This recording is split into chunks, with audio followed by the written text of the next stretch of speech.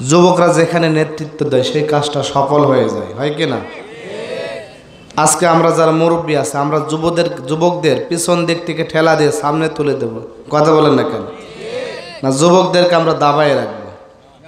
দাবায় রাখবো? যুবকরা যেখানে হাত দেয়, যুবকরা যেখানে মাথা দেয় সেই কাজটা সম্পূর্ণ হয়ে যায়। আল্লাহ রসুল সাল্লাল্লাহু আলাইহি সাল্লাম যখন জিহাদের ময়দানে যেতেন, যুবকরা আল্লাহ রসুলের সবচেয়ে বড় হাতিয়ার, কথা বলেন না কেন? তো প্রিয় ভাইয়েরা, যারা যুবকদের বিরোধিতা করে আমি মনে করি তারা সেই কাজের বিরোধিতা করে, কথা বলেন না কেন? করেছি সূরা আল মুজাম্মিল, মুজাম্মিলের 4টা আয়াত কারিমা তেলাওয়াত করেছি। 4টা আয়াত থেকে আমি আলোচনা করব সূরা মুজাম্মিল থেকে। আল্লাহ আমাদের সকলকে মনোযোগ সহকারে শোনার তৌফিক দান করুন, জোরে বলেন আমিন। প্রিয় ভাইয়েরা, সূরা মুজাম্মিল মূলত মাক্কি সূরা। আল্লাহ রসুল যখন মক্কায় ছিলেন আল্লাহ তাআলা সূরা মুজাম্মিল নাজিল করেছেন।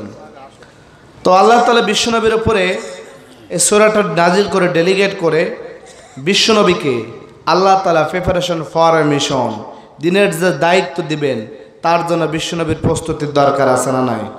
একটু জোরে বলেন না, জোরে বলেন না। তার মানে কি, প্রত্যেকটা কাজের আগে প্রস্তুতির দরকার আছে। আপনি এই যে এই প্যান্ডেল করা হলো, প্যান্ডেলের জন্য প্রস্তুতির দরকার নাই? ডেকোরেশন ঠিক করা হয়েছে, প্যান্ডেল করা হয়েছে, আমাদেরকে ইনভাইট করা হয়েছে, তারপর আমরা এখানে এসেছি। একটা প্রোগ্রাম বাস্তবায়ন করতে গেলে অনেকগুলো প্রস্তুতির ব্যাপার স্যাপার থাকে। তো প্রিয় ভাইয়েরা, সুতরাং এই প্রোগ্রাম যারা করেছেন তাদের একটা প্রস্তুতি ছিল।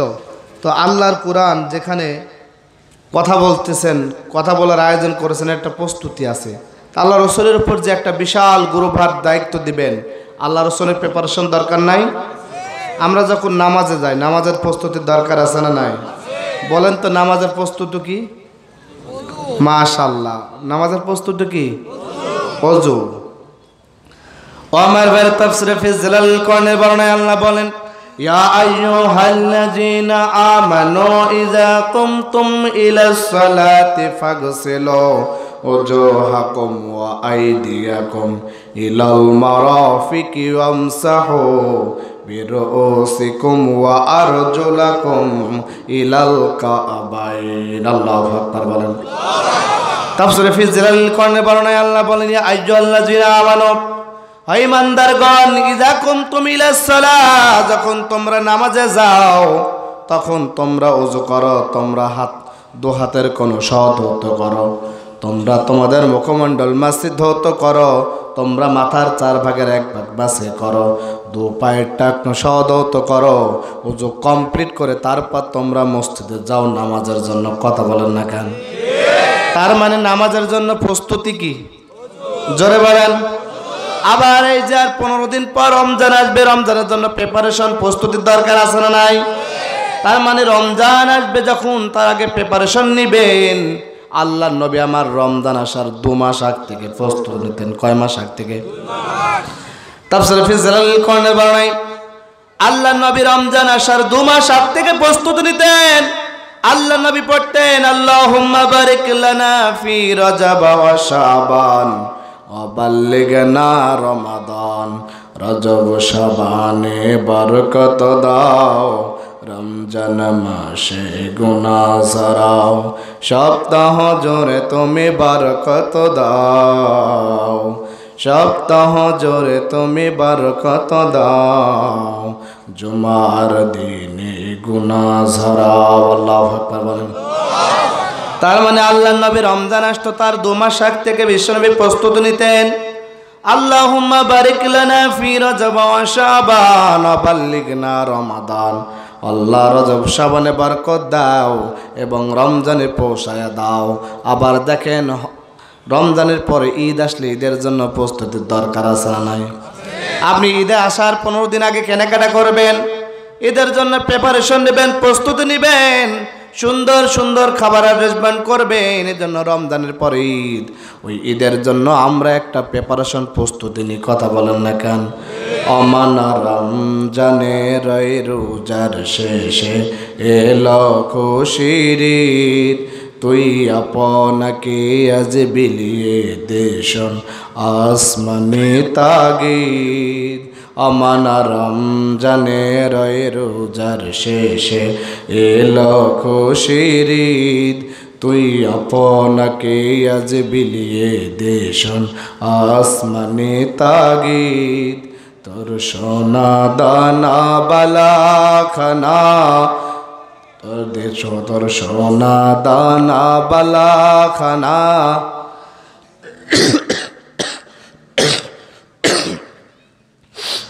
এজন্য ভাইরা সুতরাং আবার আপনি দেখেন আপনি সুতরাং রমজানের জন্য প্রস্তুতি নেবেন, আবার যখন হজে যাবেন হজের জন্য পাসপোর্ট করবেন, তারপর ভিসা করবেন, ওই আশকোনা হজে ক্যাম্পে যে হজ প্রশিক্ষণ নেবেন, প্লেন টিকিট কাটবেন, তারপর আপনি হজে যাবেন। তার মানে দুনিয়ার প্রত্যেকটা কাজের আগে প্রিপারেশন প্রস্তুতির দরকার আছে না নাই? তো ভাইরা আল্লাহ তাআলা বিশ্বনবীর উপরে সূরা মুজাম্মিল নাজিল করলেন, মূলত বিশ্বনবীকে প্রিপারেশন ফর এ মিশন, বিশ্বনবীকে একটা প্রস্তুতির দরকার আছে না নাই? বলবেন হুজুর বিশ্বনবী কি কমপ্লিট মানুষ না? অবশ্যই কমপ্লিট মানুষ আল্লাহর নবী। তারপরেও আল্লাহ রসুলকে যে আল্লাহ 5টা প্রশিক্ষণ দিয়েছেন, এই 5টা প্রশিক্ষণের মাধ্যমে বিশ্বনবীকে আরও স্ট্রং করেছেন, শক্তিশালী করেছেন। শক্তিশালী করে বিশ্বনবীর ওপর বিশাল একটা গুরুভার আল্লাহর কোরআন দিয়েছেন। কোরআন আল্লাহ রসুল নির্দ্বিধায় নির্ভয়ে তখন মক্কার ভূখণ্ডে আল্লাহ রসুল প্রচার এবং প্রসার করেছেন। কথা বলেন না কেন? তো প্রিয় ভাইরা, তার মানে আল্লাহ রসুল সাল্লাল্লাহু আলাইহি সাল্লাম যখন মক্কাতুল মুকাররমায় হেরাগয়ে কয়েকদিন ধ্যানমগ্ন ছিলেন, তাফসীরে ফি জিলালিল কোরআনে বর্ণনায়, তখনও কিন্তু পবিত্র কোরআন নাজিল হয় নাই। বোঝেন, তখনও পবিত্র কোরআন নাজিল হয় নাই। আল্লাহ রসুল সাল্লাল্লাহু আলাইহি সাল্লাম হেরা গুহায় যখন ধ্যানমগ্ন ছিলেন, মুফাসসিরদের বর্ণনায় 40 দিন, এই 40 দিন বিশ্বনবী যখন হেরা গুহায় ধ্যানমগ্ন ছিলেন, তেমন সময় ফেরেশতা জিবরাইল আলাইহিস সালাম আসলেন। আসার পরে বিশ্বনবীকে বলতেছেন, নবী মানাবি করে আপনি পড়ুন। তাফসীরে ফি জিলালিল কোরআনের বর্ণনায় আল্লাহর নবীকে জিবরাইল আলাইহিস সালামকে আল্লাহর নবী কোনোদিন দেখে নাই। জিবরাইল আলাইহিস সালাম আসলেন, আসার পরে বলতেছেন, ইয়া মুহাম্মদ ইকরা, আপনি পড়ুন। ইয়া মুহাম্মদ ইকরা, আপনি পড়ুন। তাফসীরে ফি জিলালিল কোরআনের বর্ণনায় আল্লাহর নবী বললেন, মা নাবি করি, আমি পড়তে পারি না, আমি পড়তে পারি না। জিবরাইল আলাইহিস সালাম আবার বললেন, ইয়া মুহাম্মদ ইকরা, আপনি পড়ুন। বিশ্বনবী আবার উত্তর দিলেন, মা আনাবি করে, আমি পড়তে পারি না। তৃতীয়বার হেরা গুহার মধ্যে জিবরাইল আলাইহিস সালাম বললেন, ইয়া মুহাম্মদ ইকরা, আপনি পড়ুন। বিশ্বনবী তবু বললেন, মা আনাবি করি, আমি পড়তে পারি না। চতুর্থবার যখন বিশ্বনবীকে বুকের মধ্যে আলিঙ্গন করলেন, জড়ায় ধরলেন, জড়ায় ধরে জিবরাইল আলাইহিস সালাম আল্লাহ নবীকে বলতেছেন, ইয়া মুহাম্মদ ইকরা, আপনি পড়ুন। ওই যে বুকের মধ্যে জড়ায় ধরলেন, আল্লাহ নবী তখন পড়া শুরু করলেন, ইকরা বিসমি রাব্বিকাল্লাযী খালাক, খালাকাল ইনসানা মিন আলাক, ইকরা রাব্বুকাল আকরাম, আল্লাযী আল্লামা বিল কলম, আল্লামাল ইনসানা মা লাম ইয়ালাম। আল্লাহু আকবার বলেন। আল্লাহ নবী এই যে সূরা আলাকের 5টা বিশ্বনবী পড়া শুরু করলো। বিশ্বনবীর ওপর যখন প্রথম ওহী নাযিল হলো, বিশ্বনবীর শরীরটা ভার হয়ে গেল। ওই যে কোরআনের ভার, আল্লাহ নবীর শরীরটা যেমন স্বাভাবিক ছিল, ওই যে কোরআন যখন নাজিল হলো, তাফসীরে তাবারির বর্ণনায়, তাফসীরে ফি জিলালিল কোরআনের বর্ণনায় আল্লাহ নবীর শরীরটা এবার ভার হয়ে গেল। কোরআনের পাওয়ার আছে না নাই? আল্লাহ নবীর শরীরটা এবার ভার হয়ে গেল। বিশ্বনবীর শরীর হিট গরম হয়ে গেল। বিশ্বনবীর শরীরে জ্বর চলে আসলো। আল্লাহ নবী জ্বরে থরথর করে কাঁপুনি শুরু হয়ে গেল। আল্লাহ নবী আর স্থির থাকতে পারে না। আল্লাহ নবী হেরা গুহা থেকে আস্তে আস্তে আস্তে আস্তে করে কাঁপতে কাঁপতে বিশ্বনবী আমার তার বাসায় আসলেন, বাড়ির দিকে আসলেন। আসার পরে তার প্রিয়তম স্ত্রী খাদিজা রাদিয়াল্লাহু তাআলা আনহা, তার প্রিয়তম স্ত্রী খাদিজা রাদিয়াল্লাহু তাআলা আনহাকে ডাকলেন। ডাকার পরে আল্লাহ নবী বললেন, আমার খাদিজা, জাম্মিলুনি জাম্মিলুনি জাম্মিলুনি, ও আমার প্রিয়তম স্ত্রী খাদিজা, আমি মনে হয় বাঁচব না। বিশ্বনবী সব ঘটনা খুলে বললেন। বিশ্বনবী সব ঘটনা খুলে বললেন, আমার খাদিজা, আমি মনে হয় বাঁচব না। আল্লাহ নবীর প্রিয়তম স্ত্রী খাদিজা রাদিয়াল্লাহু তাআলা আনহা বিশ্বনবীকে বলতেছেন, ওগো নবী, ইন্নাকা লা তাসিলুর রহিমা, ইন্নাকা লা তাসিলুর রহিমা, ও নবী আপনি আত্মীয়তার সম্পর্ক বজায় রাখেন। অতাসদিকুল হাদিসা, ও নবী আপনি সদা সর্বদা সত্য কথা বলেন। অতাহমিলুল কাল্লা, ও নবী আপনি মানুষের বোঝা বয়ে দেন। অতাকসিবুল বাদুমা, ও নবী যার উপার্জন করার কেউ নাই আপনি তার উপার্জন করে দেন। অতাকরে উদ্দইফা, ও নবী আপনি মেহমান খাওয়াতে পছন্দ করেন। ও নবী সত্য যেখানে বিপন্ন আপনি সেখানে সত্যের বীর সেনানী হয়ে যান। ও নবী আমার মনে হয় ওই আল্লাহ আপনার কোনো অকল্যাণ করবে না। আল্লাহু আকবার বলেন না। তাফসীর ফি জিলালিল কোরআনে বলেন মনোযোগ আছে না গেছে? আছে তো? কার কার আছে হাত তুলে দেখা। লিল্লাহে তাকবীর, লিল্লাহে তাকবীর। বিশ্বনবী তখন বললেন, খাদিজা, ও আমার স্ত্রী খাদিজা, আমার শরীরটা কাঁপতেছে, আমি মনে হয় বাঁচব না। ও আমার খাদিজা, আমাকে জাম্মিলুন একটা চাদর দাও, জাম্মিলুন একটা চাদর দাও। আল্লাহ নবীর স্ত্রী বললেন, ওগো নবী আল্লাহ আপনার কোনো অকল্যাণ করবেন না। আল্লাহ নবীকে একটা চাদর দিলেন। চাদর দিয়ে বিশ্বনবী চাদর দিয়ে মোড়ায়া শুয়ে পড়লেন। বোঝেন আপনি? কথা বোঝা যায়? বিশ্বনবী আবার চাদর দিয়ে মোড়ায় শুয়ে পড়লেন। বিশ্বনবী যে চাদর দিয়ে শুয়ে পড়লেন, দেখেন আল্লাহ বিশ্বনবী কত ভালোবাসেন, কত মহাব্বত করেন। আমরা যখন আমাদের সন্তানকে ভালোবেসে ডাকি কি বলি? বাবু, সোনা, জান বলি না? আমরা আপনার সন্তানকে কি বলেন? এই শব্দগুলি ইউজ করেন না? বলে আব্বা একটু শোনো তো, বলি না? কিন্তু আপনার ছেলের নাম কি আব্বা? বলে বাবু শোনো তো। আপনার ছেলের নাম কি বাবু? তার মানে কি? ভালোবাসা প্রকাশ পায়। দেখান আল্লাহ নবী ওই যে চাদর দিয়ে ঘুমায় পড়লেন। বোঝেন?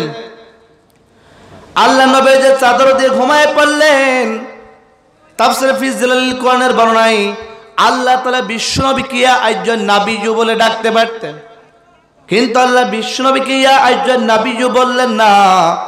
আল্লাহ বলতে পারতেন ইয়া আইয়ুর রাসূলু, তাও কিন্তু বিশ্বনবীকে বললেন না। আল্লাহ বিশ্বনবীকে মহাব্বত করে ভালোবেসে আল্লাহ বলতেছেন ইয়া আইয়ুহাল মুজাম্মিল, ও কম্বলওয়ালা নবী, ও চাদরওয়ালা নবী। কেন ডাকলেন বলেন তো? হ্যাঁ, ভালোবেসে। ওই যে বিশ্বনবী কি গায়ে দিয়ে শুয়ে আছেন? ওই যে চাদর গায়ে দিয়ে শুয়ে আছেন না? এজন্য আল্লাহ বলতেছেন ইয়া আইয়ুহাল মুজাম্মিল, ও চাদরওয়ালা নবী, ও কম্বলওয়ালা নবী। আল্লাহু আকবার বলেন না। আল্লাহ বিশ্বনবীকে বলেন ও চাদরওয়ালা নবী, ও কামলিওয়ালা নবী। আল্লাহু আকবার বলেন না।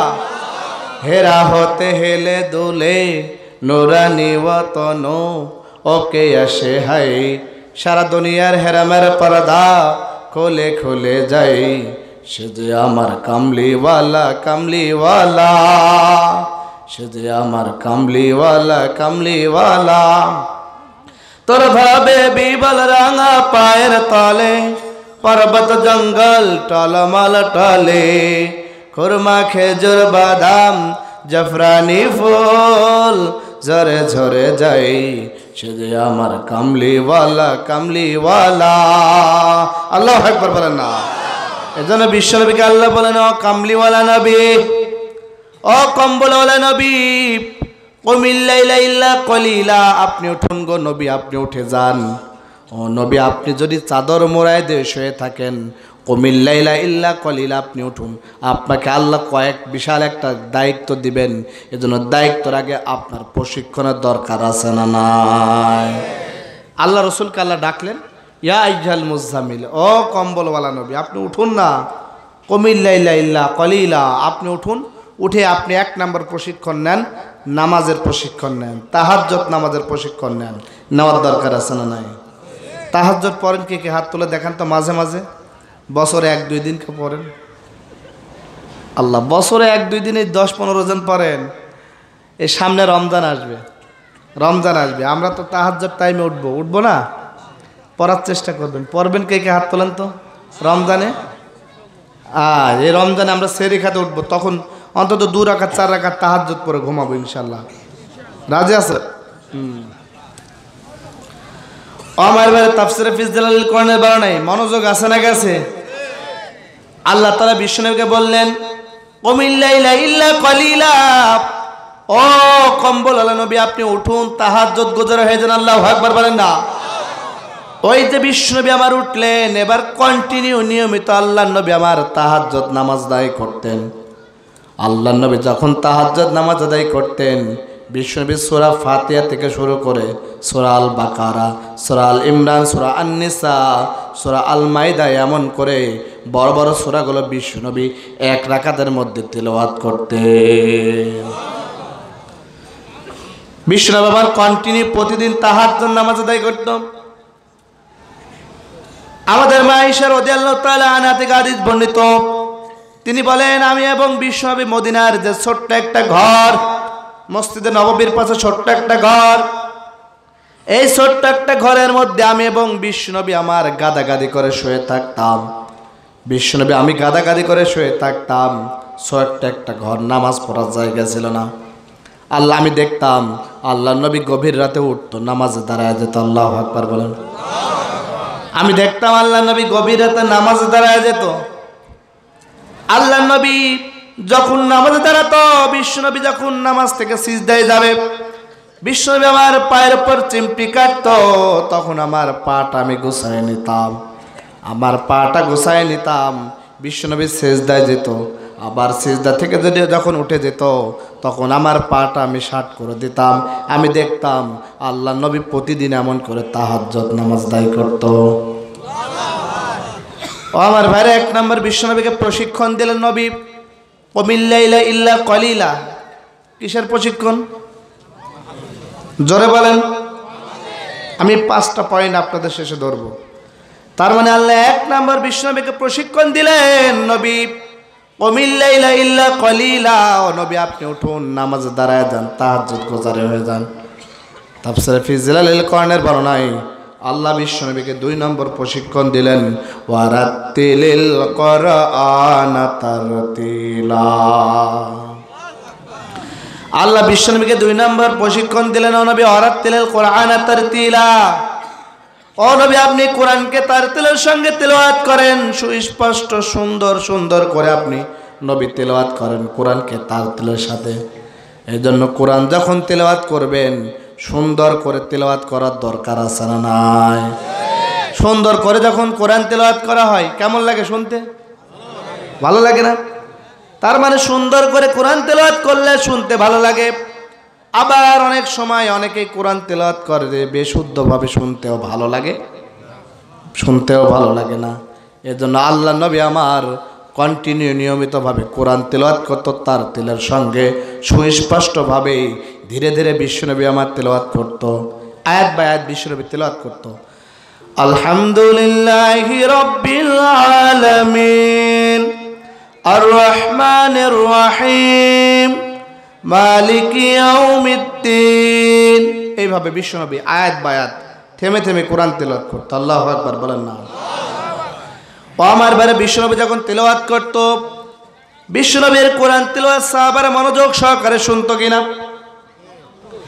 শুধু সাহাবারা নয়, মুসলমানরা নয়, এমনকি আবু জাহেল যে কাফেরা শুনতো। আল্লাহু আকবার বলেন না? আল্লাহ নবী যখন মসজিদে কাবার চত্বরে বিশ্বনবী আমার যখন রাতে কোরআন তেলাওয়াত করত, এমনকি কাফেরা পর্যন্ত শুনতো। আবু জাহেল নিয়মিত বিশ্বনবীর কোরআন তেলাওয়াত শুনতো। একদিন আবু জাহেল বিশ্বনবীর কোরআন তেলাওয়াত শোনার জন্য তার বাসা থেকে উঠে যাবে। এমন সময় আবু জাহেলের স্ত্রী বলতেছে, ও স্বামী তুমি কোথায় যাও, কোথায় যাও? আবু জাহেলের স্ত্রী বলতেছে, আমি মুহাম্মাদের কোরআন তেলাওয়াত শুনতে যাই। এবার আবু জাহেলের বউ বলতেছে, তুমি না মুহাম্মাদের বিরোধিতা করো।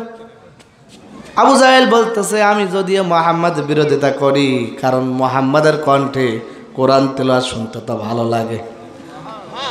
এবার আবু জাহেলের বউ বলতেছেন, আমার স্বামী তুমি একা গেলে হবে না, আমাকেও তুমি নিয়ে যাও। আপনি চিন্তা করছেন, আবু জাহেল তো ওর বউ পর্যন্ত শুনতে যায়। ও আমার ভাই, এবার আবু জাহেল, এবার তিনি আবু জাহেল কোরআন তেলাওয়াত শুনে আসবে। আবু জাহেল যখন আসতেছে, আবু জাহেল দেখতেছে এক রাস্তা দিয়ে আবু জাহেলের ডান হাত উৎবা আসতেছে। আল্লাহু আকবার বলেন। আর এক পাশ দিয়ে সাইবা আসতেছে, আর এক পাশ দিয়ে ওয়ালিদ ইবনে মুগিরা আসতেছে। আবু জাহেলের ছেলেপেলা সবাই দেখতেছে বিশ্বনবীর কোরআন তেলাওয়াত, ওরা চুপি চুপি শুনে, আবু জাহেল কিন্তু জানে না। এবার সবাই যখন এক জায়গায় আসলো, আবু জাহেল বলে, এই কোথায় গিয়েছিলি, কোথায় গিয়েছিলি? এবার উতবা সাইবা ওয়ালিদ ইবনে মুগিরা আবু জাহেলকে বলতেছেন, বস আপনি কোথায় গিয়েছিলেন? কোথায় গিয়েছিল? কোথায় গিয়েছিল আবু জাহেল? আবু জাহেল বলতেছেন, আমি মুহাম্মাদের কোরআন তেলাওয়াত শুনতে গিয়েছিলাম।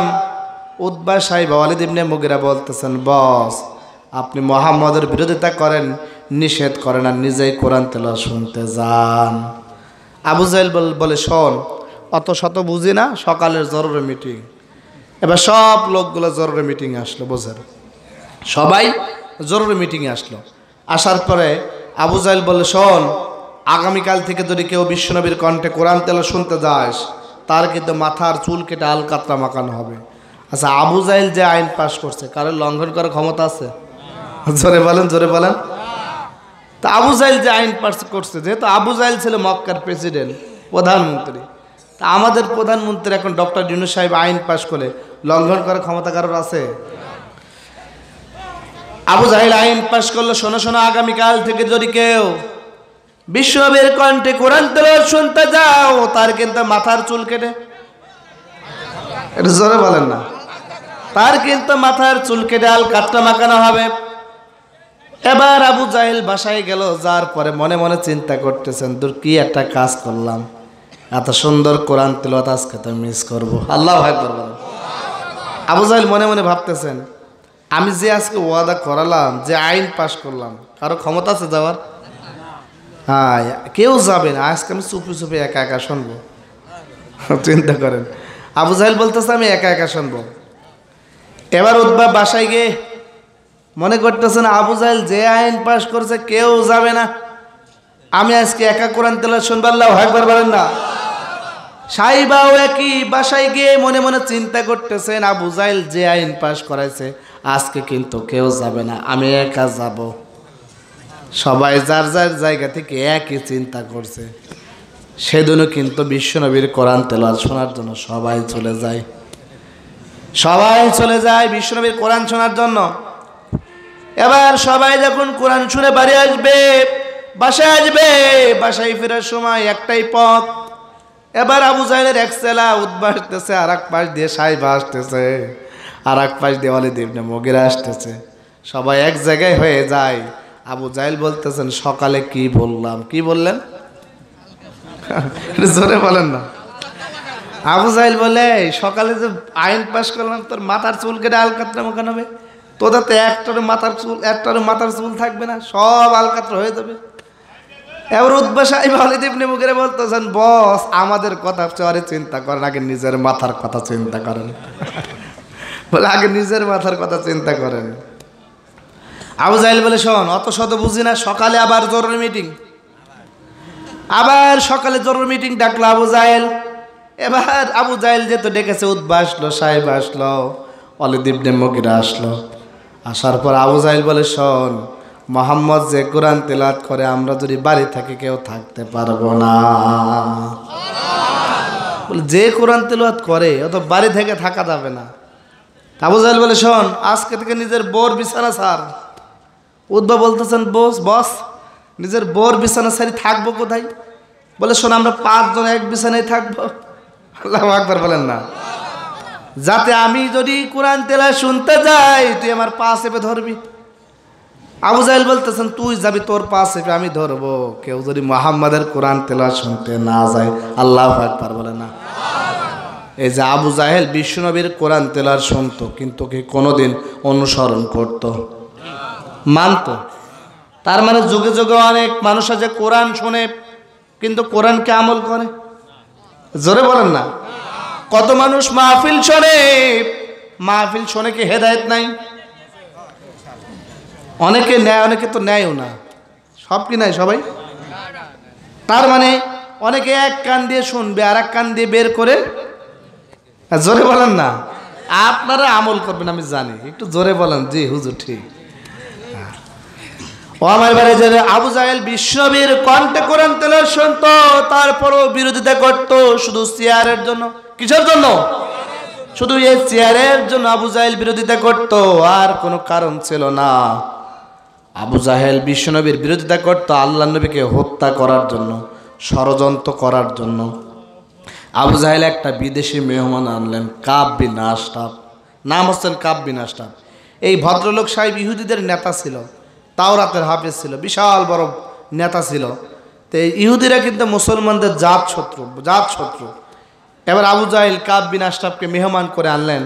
আনার পরে আবু জাহেল তাকে কিছু মেহমানদারি করার পরে বলতেছেন, দোস্ত আমি আর তুমি তো মোহাম্মদের শত্রু, তো দুজনই তো শত্রু, তো মোহাম্মদকে যদি আমরা মারবো, ষড়যন্ত্র করবো, কেউ যদি জেনে যায় খবর আছে না নাই, তো চলো আমরা একটা নির্জন এলাকায় যাই। তা কাব বিন আশরাফ বলে, চলো যাই একটু নির্জন এলাকায় যাই, দুই বন্ধু একটু গল্প সল্প করবো। এর আবু জাহেল কাব বিন আশরাফ পাহাড়ি এলাকায় গেলেন। পাহাড়ি এলাকায় যাওয়ার পরে এবার আবু জাহেল কাব বিন আশরাফকে বলতেছেন, দোস্ত তুমিও মোহাম্মদের শত্রু, আমিও মোহাম্মদের শত্রু, তুমিও মোহাম্মদকে মারতে চাও, আমিও মোহাম্মদকে মারতে চাই। আচ্ছা অন্তর থেকে একটা সত্য কথা বলবা, মোহাম্মদ কেমন মানুষ বোঝেন? আবু জাহেল বলতেছেন, দোস্ত কাব বিন আশরাফকে বলতেছেন, দোস্ত তুমিও মোহাম্মদের শত্রু, আমিও মোহাম্মদের শত্রু, ও দোস্ত অন্তর দিকে একটা কথা বলবা, মোহাম্মদ কেমন মানুষ? এবার কাব বিন আশরাফ সামনে তাকাই, পেছনে তাকাই, ডানে তাকাই, বামে তাকাই, কারণ দেখতেছে কোনো লোক আছে নাকি। দেখতেছে, দেখেন সামনে কোনো লোক নাই, পিছনে কোনো লোক নাই, ডানে কোনো লোক নাই, বামে কোনো লোক নাই, কোনো লোকজন কিছু নাই। আবু জাহেল কাব বিন আশরাফকে বুকের মধ্যে, বগলের মধ্যে হাত ঢুকায়া আবু জাহেল কাব বিন আশরাফ আবু জাহেলকে হাত ঢুকায় কাছে নিয়ে বলতেছেন, দোস্ত আল্লাহি রব্বি মুসা, সে মুসা রবের শপথ করে বলি, মক্কার জমিনে যদি একজন ভালো লোক থাকতে হয়, সে হচ্ছে আব্দুল্লাহর বেটা মুহাম্মদ, আব্দুল্লাহর বেটা মুহাম্মদ। এবার কাব বিন আবু জাহেলকে বলতেছেন, দোস্ত তুমি বলো তোমার অন্তরে কথা, মুহাম্মদ কেমন মানুষ? আবু জাহেল কাব বিন আশরাফকে বুকের মধ্যে জড়ায় দিয়ে কাছে ধরে বলতেছেন, দোস্ত শোনো। আবু জাহেল সামনে তাকায়, পিছনে তাকায়, ডানে তাকায়, বামে তাকায়, দেখতেছে কোনো জনগণ আছে নাকি একটু দেখতেছে। আবু জাহেল দেখলেন সামনে পিছনে চারিদিক কোনো লোকজন কিছু নাই। আবু জাহেল কাব বিন আশরাফকে হাতের মধ্যে হাতটা ঢোকায় বলতেছেন, দোস্ত শোনো, আল্লাহি রব্বি মুসা, আল্লাহি রব্বি কাবা, ওই কাবার রবের শপথ করে বলতেছি, মক্কার জমিনে একজন যদি ভালো লোক থাকতে হয়, সে আব্দুল্লাহর বেটা মুহাম্মদ। কাব বিন আশরাফ বলতেছে, আবু জাহেল তাহলে তুমি মুহাম্মদের বিরোধিতা কেন করো? আবু জাহেল বলতেছেন, দোস্ত কারণ চেয়ারের জন্য। কিসের জন্য? কারণ মুহাম্মদ যদি মক্কার জমিনে নেতৃত্ব প্রতিষ্ঠা করে ফেলে, আমার এই পেছনের গদিটা, চেয়ারটা থাকবে না। কথা বলে না কেন? ও আমার ভাইরা, আবু জাহেলের উত্তর শরীরা, নমরুদের উত্তর শরীরা, ফেরাউনের উত্তর শরীরা, তারা জানেন বাংলার ভূখণ্ডে আলেমুলামারা নিষ্পাপ ভালো মানুষ তারপর জেনেও তাদেরকে ফাঁসির কাস্টে ঝুলে করে হত্যা করে। কথা বলে মুসলমান ঠিক কিনা? ওই সমস্ত দুষ্কৃতী মানুষরা জানে, তারা জানে আলেমুলামারা ভালো মানুষ, তারপর তাদের বিরুদ্ধে ট্যাগিং করে। আছে না নাই? ভাই সাথ দিলেন না?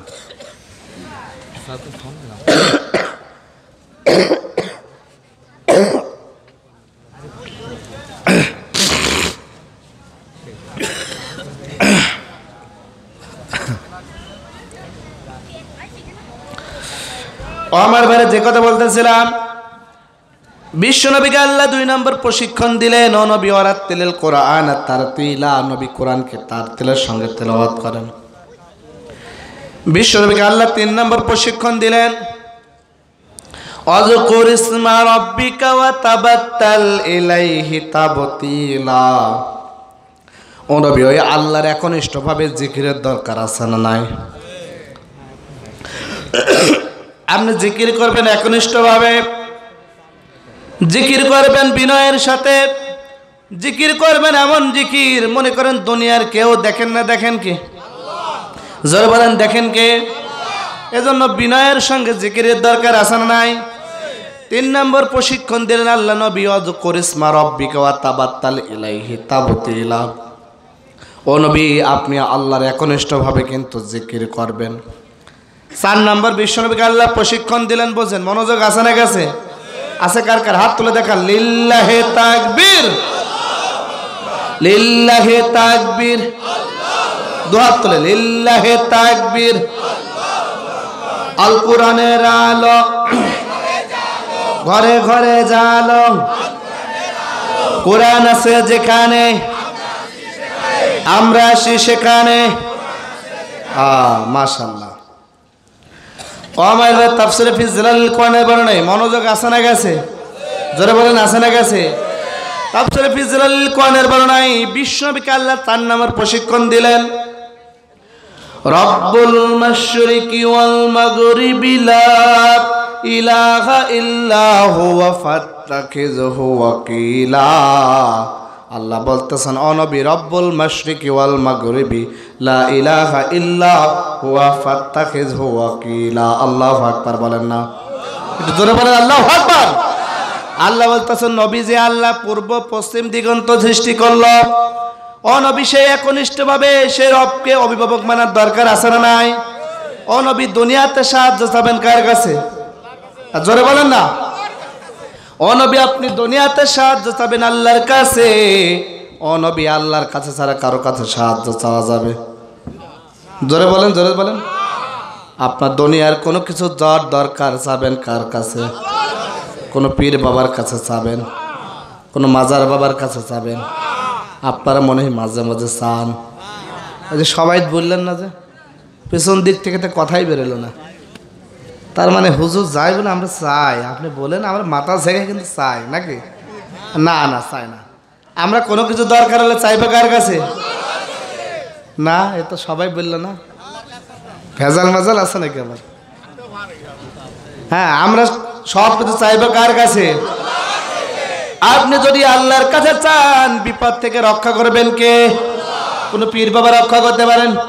খাজা বাবা, গাজা বাবা, ল্যাংটা বাবা পারেন কি?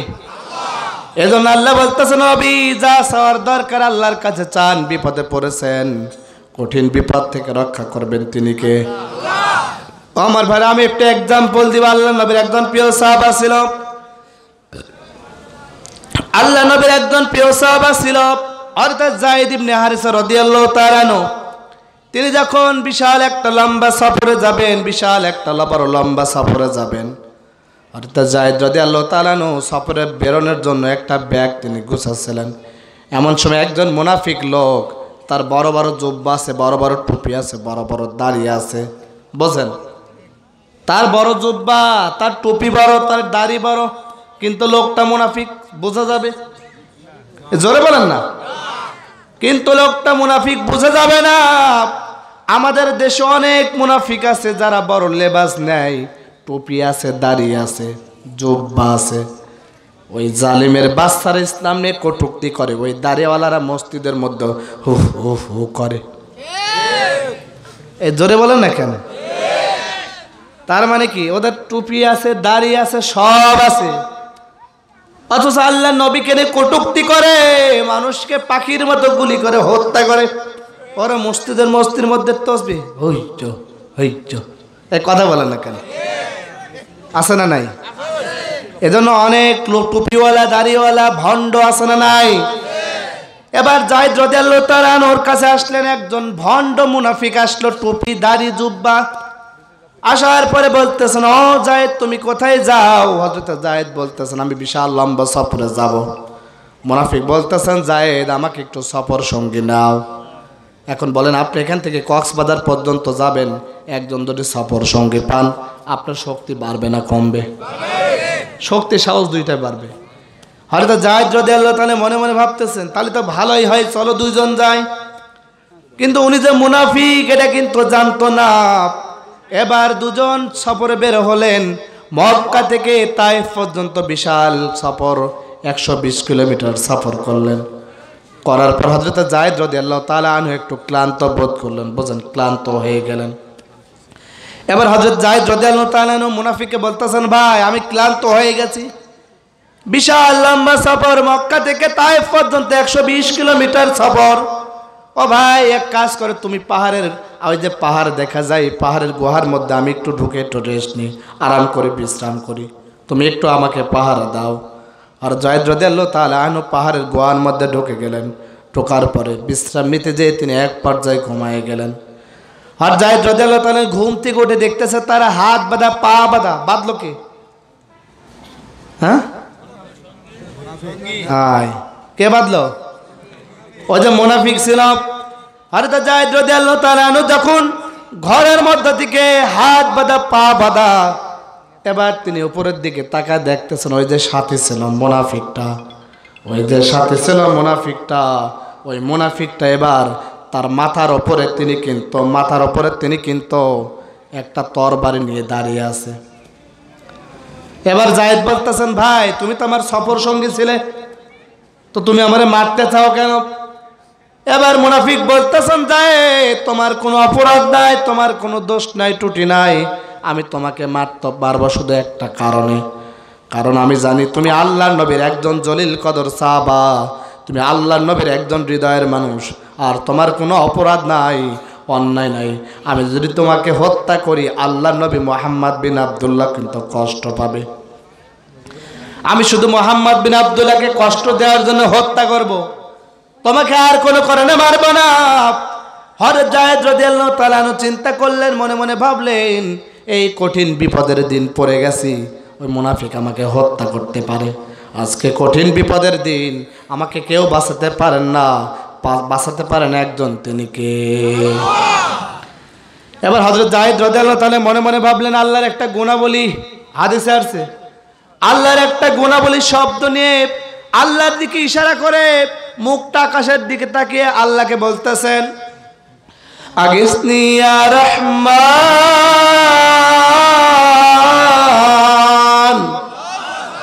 শ্বশুর বাড়ি যে বলেন আল্লাহু আকবার।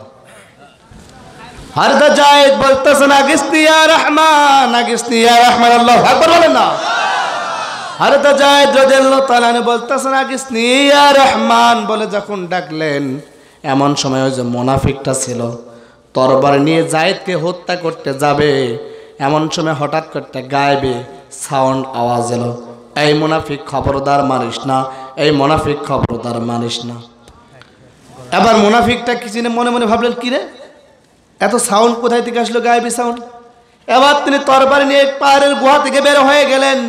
পাহাড়ের গুহা থেকে বের হওয়ার পরে দেখলেন কোনো মানুষ নাই, জন নাই, কোনো কিছু নাই। সাউন্ড বের হলো কিভাবে, সাউন্ড বের হলো কিভাবে, সাউন্ড বের হলো কিভাবে তিনি বুঝতে পারলেন না। মনে মনে ভাবলেন এটা মনের ভয় হতে পারে। এই আস্তে কথা বলেন, ফোনে কথা বলে এত জোরে কথা বললে হয়? ও আমার ভাই, যে কথা বলতেছিলাম, হযরত এবার মুনাফিকটা তরবারি নিয়ে আবার পাহাড়ের গুহার মধ্যে আসলেন। আসার পরে আবার যায়েদকে হত্যা করতে যাবেন, এমন সময় হঠাৎ করে গায়েবী সাউন্ড আসলো, এই মুনাফিক খবরদার, আল্লাহর নবীর সাহাবা যায়েদকে মারবি না। এবার মুনাফিক ভাই একটু চুপ করেন তো।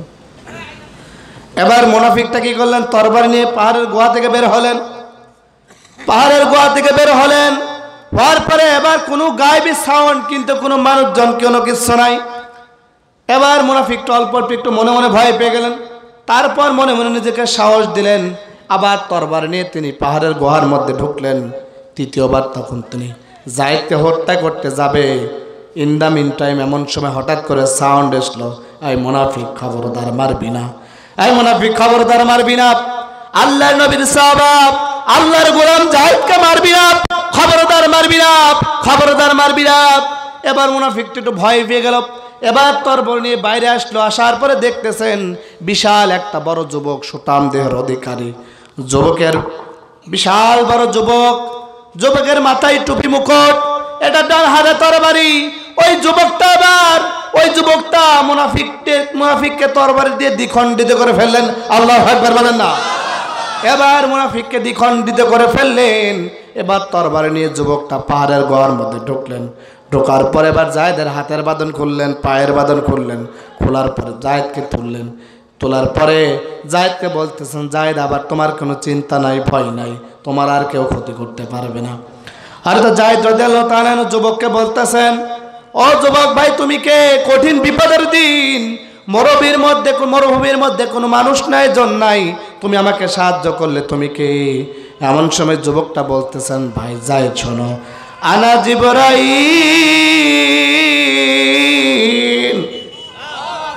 আরে আপনারা তো ওই দিক তাকান হবে, কেউ না কেউ তো আসবে, সমস্যা কি?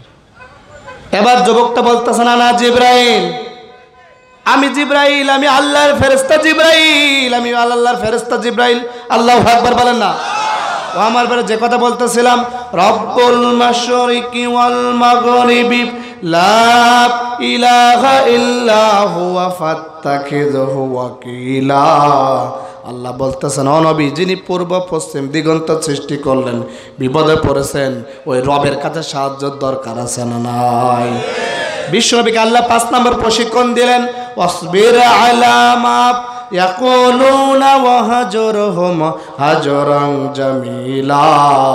আল্লাহ বলতেছেন, নবী গো, ওই কাফের আপনাকে লেজ কাটা বলে, ও নবী কাফের আপনাকে জাদুকর বলে, ও নবী আপনি কোনো টেনশন ফিল করবেন না, ও নবী আপনি চিন্তিত হবেন না।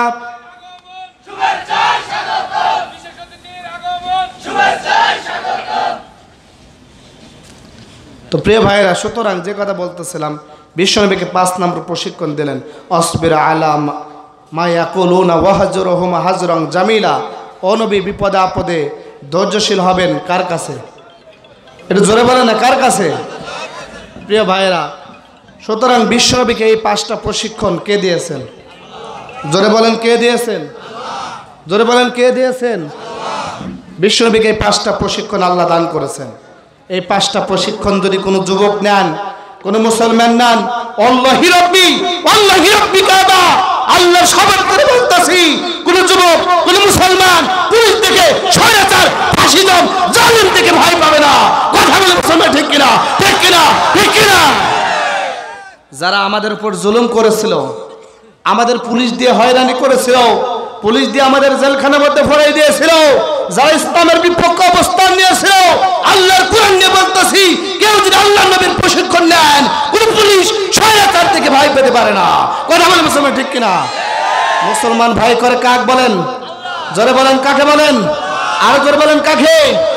প্রিয় ভাইরা, মুসলমান একমাত্র আল্লাহর ভয় থাকার দরকার আছে না নাই? জোরে বলেন, আছে না নাই?